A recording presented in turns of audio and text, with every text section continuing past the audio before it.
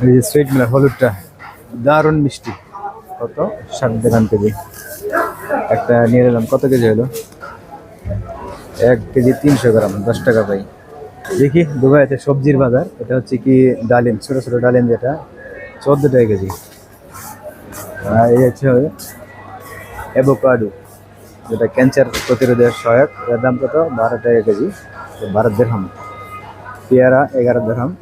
এটা হচ্ছে নাশপাতি, 8 দিরহাম। কমলা 5 দিরহাম, 4 দিরহাম, 4 দিরহাম কেজি। গাজর 4 দিরহাম কেজি। মূলা হচ্ছে 6 দিরহাম কেজি। তো এই আর কি। কবি হচ্ছে 5 দিরহাম কেজি।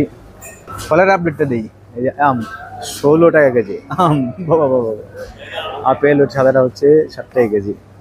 এটা হচ্ছে মালটা ছোটো, 5 টাকা কেজি। আপেল এটা 5 টাকা, 5 দিরহাম।